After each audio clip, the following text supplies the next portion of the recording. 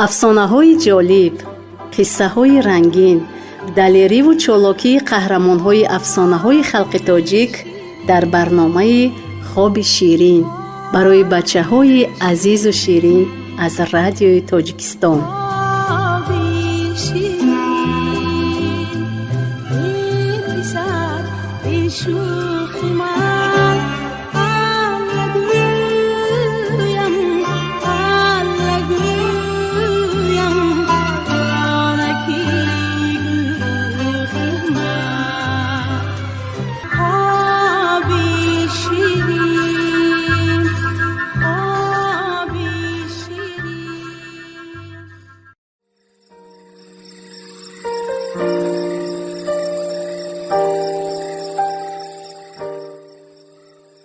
салом асалакони бибӣ. ана вақти афсонахонӣ ҳам расид. имшаб ман ба шумо аз китоби афсонаҳои халқи тоҷик афсонаи зебои зоғи доноро қисса мекунам. омодаед? бо диққат бошед. буд набуд як симаки қобилак буд. вай ҳар сол дар баландтарин шохаҳои дарахтони беша лона месохту тухм карда бача мепаровард. лекин ҳамин ки бачаҳояш қариб парончақ шуданд, як ҷонвари зардак гӯшҳояшро сиқ карда ба зери дарахт омада «Симак? ҳо, Симак!» мегуфт. агар ҷон ба ту азиз бошад, бачаҳоятро парто. агар напартоӣ, баромада ҳам худатро мехӯраму ҳам бачаҳоятро. симаки бечора ҳайрон мешуд. фикр мекард ва ҳеҷ илоҷ наёфта аз тарс бачаҳояшро ба поён мепартофт. он ҷонвар бошад, бачагони ӯро хӯрда, сер шуда, шодию бозӣ карда монда мерафт. симак дар лонаи холӣ гирёну нолон мемонд. дигар тоқати симак намонд. ба пеши зоғи ало рафта гуфт: «Зоғака, рӯзам сиё, намедонам чӣ кор кунам». «Қар? Кани гӯй, чӣ шуд?» пурсид зоғ. «Ман ҳар сол бача мебарорам. ҳамин ки бачаҳоям қариб парончақ шуданд, як ҷонвари зардаки чашмонаш аллавбарин, суб сурхи гӯшҳояш сиқ омада «Симак, ҳо Симак, бачаҳоятро парто. агар напартоҳӣ, баромада ҳам худатро, ҳам бачаҳоятро мехӯрам» гуфта маро метарсонад. ноилоҷ бачаҳоямро мепартоям. вай хӯрда, шодию бозӣ карда монда меравад. ҳамин хел шудан гирад, мани бечора бенаслу фарзанд шуда мемонам». симак ин гапро гуфта зор зор гирья кард. «Қар? қар?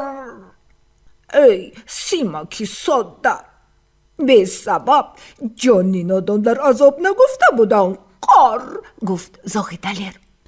номи он ҷонвар рӯбо. зоти рӯбо бисёр маккор мешавад. вай туро қар фиреб додааст. аз дуғи вай натарс. вай ба дарахт баромада наметавонад. қар рав, гирья накун. натарсида номаъқул кардӣ. гӯю осуда шиштан гир. қар худат мебинӣ ҳеҷ кор карда натавониста, монда меравад. қар қар. симак шод шуда ба сӯи лонааш парида рафт. соли дигар бачаҳои симак қариб парончақ шуда буданд ки боз рӯбоҳи фалокат аз куҷое расида омаду ҳамон гапи пештарашро такрор кард. симак гуфт: «Номаъқул кардӣ». рӯбо якбора оташин шуд, аз чашмонаш гӯё оташ меборид. парто мегӯям, парто, гуфт рӯбо овозашро воҳиманоктар карда. напартоӣ, баромада туро пора пора мекунам. симак аз лонааш сарболо карда нотарсона «Номаъқул кардӣ, номаъқул кардӣ» гуфт. рӯбо دندانهایش را ساییده، ناعلاج قیچی را زنانده در جایش شخ شده ماند. وی از دلش گذرانید که این کار را به سیمک زاغ یاد داده است. اول جزای زاغ را دادن در کار ها. بعد روباه به یک لای خانه در آمده، 2-3 بار غیل زده لای آلود شده خوابید. زاغ دید که روباه به لای جولیده خواب کرده است. تماما مردگی برید. اکنون با دستم افتادی گفته از روباه آن طرفتر ایستاده با دقت نگاه کرد. روباه نمی جنبید، نفس هم نمی کشید، چشمانش هم پوشیدگی بودند. زاغ قرقر گویان آهسته پریده رفت و به بالای شکم وی شیشته گرفت. ای روباهی مکار، گوی اول شکمت را کفانم یا چشمانت را گفته گیرم. گویان در بالای روباه به رقص در آمد. روباه آهسته یک پای پیشش را برداشته چنگ زده زاغ را داشته گرفت. کنی؟ اکنون تو گوی، گفت وی به زاغ. اول کلت رو کنده خورم یا که فرودی همامانم. زاغ به تقدیرش تن داده گفت قر خیر روباه، تو غلبه کردی. اکنون چی خیل خواهی همون خیل خوردن گیر، لیکن اگر یک کار کنی گوشت و استخوانی من برابر ملایم و شیرین می شود ها. چی کار؟ پرسید روباه. مرا از لب یگانجر با پایان پرتا، گفت زاغ. من غلیده می افتم و استخوانهایم مایده شده، گوشتم حلوا برید ملایم می شود، فقط ملایم نه شیرین می شود. ای زاغ، گفت روباه، تو همه را فریب دهی هم؟ مرا فریب دادن نمی توانی ها؟ گمان داری که من به همین گپت باور دارم؟ روباه، گفت زاغ، تو ما زاغان را نقص می شناسی. زاغان بسیار کارهای ثواب می کنند. تو در کوه دره چهارمغزها را دیده ای؟ همه این حاصل زحمتی ما زاغان که با همین منقارهایمان زمین را کافته چهارمغز می شنانیم. چهارمغز برای ما درخت مقدس است. اگر ما به این نام قسم خوریم هرگز قسم نمی شکنیم. اگر قسم شکنیم همه اولاد نیست و نابود می شود. این گپ ها بر روباه تأثیر کردند. خیر، قسم خور، گفت روباه. با درخت مقدسی چهارمغز جان آفرین قسم میخورم، گفت زاغ. قسم میخورم که سخنان من فریب نیستند. روباه از لینک زاغ کشیده به لب یک جری برده زاغ را به پایین پرتافت. زاغ اندک غلیده فر آمد و به سر یک بوته نشسته قر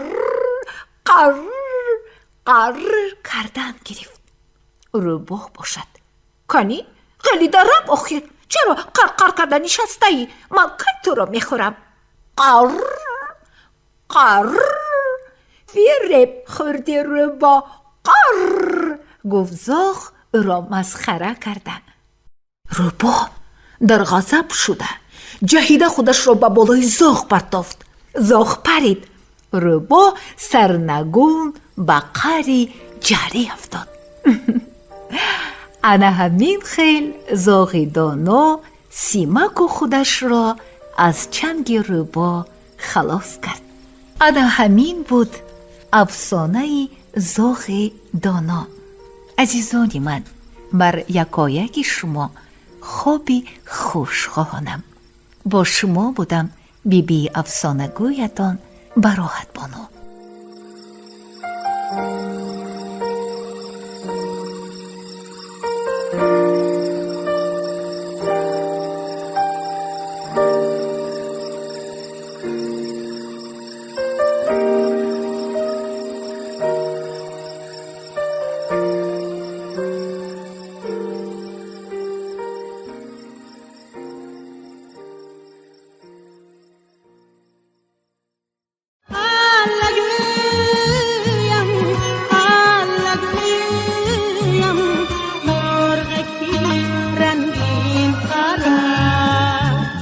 افسانه‌های جالب، قصه‌های رنگین، دلیری و چالاکی قهرمان‌های افسانه‌های خلق تاجیک در برنامه خواب شیرین برای بچه‌های عزیز و شیرین از رادیوی تاجیکستان.